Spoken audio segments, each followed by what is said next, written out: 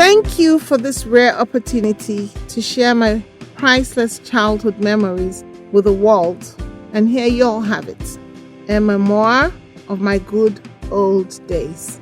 My name is Abimbola Omotoso, the first granddaughter of Archbishop Timothy Omotayo Olufosoye and the granddaughter of Chief Odole Adegbaye, both of Ondo land.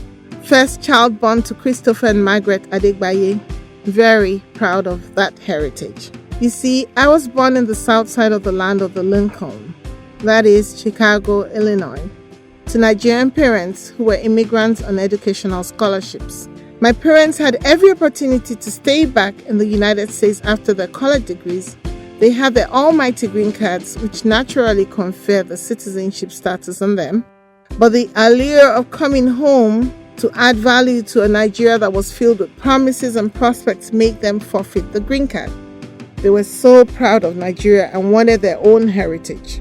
I was brought back to Nigeria from Chicago, Illinois at 4 years old and got registered to Staff School University of Ibadan.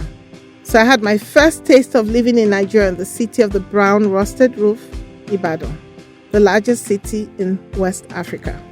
I recall with nostalgia how Dad, being a lecturer in the university then, would drive me to school and pick me up after school hours. Still fresh in my memoirs were the Aberdeen School, the lush green environment, the quietness and serenity of the environment, the almost contented faces of lecturers who were not only proud of their teaching profession, but were equally boisterous about it.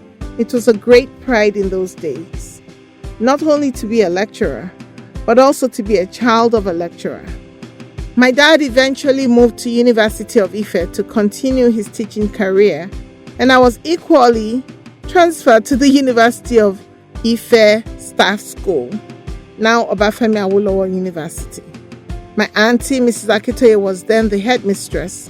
I recall that I scored 100% in the first Yoruba language test I did. She was so proud of me that she took me around the school saying this is a model of the kind of interest she wanted students to have in associating with our culture. She said if an American-born and English-speaking student could get 100% in Yoruba quiz, no one is excused from passing the language. I remember our childhood songs that preached the value of education and ensured we stayed on track without losing focus. Batare adun ko ka. Batare adun ko ka. Bí o bá kàwé rẹ̀. Batare adun ko ka. At that time, there was pride associated with being a Nigerian. But little did we know how warnings were signs of the interests slipping out. What can we say about our children today, either in diaspora or even in Nigeria? Have we not relegated our culture and language to the background while striving to be relevant within the international community and foreign languages? Growing up, we had at least 12 to 15 people living in our household, including 2 domestic staff and extended family members.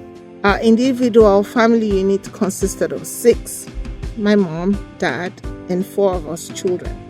But not only did we have a large family, we also enjoyed and endured communal training and upbringing, where it was the responsibility of every parent in the neighborhood to train, discipline, and scold erring children, regardless of who their biological parents were. The extra layer of support and training cannot be quantified. My grandfather and grandmother taught me love of God, integrity, how to be joyful, how to live life well.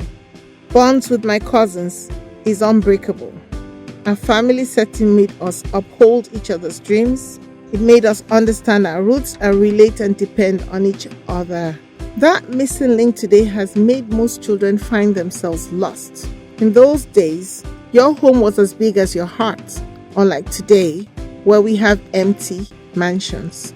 I recall how Dad and Mom would picnic pack us into the made in Nigeria Peugeot 504 with the manual windows and stick shift, and we would travel to different states just for us to get the best of education.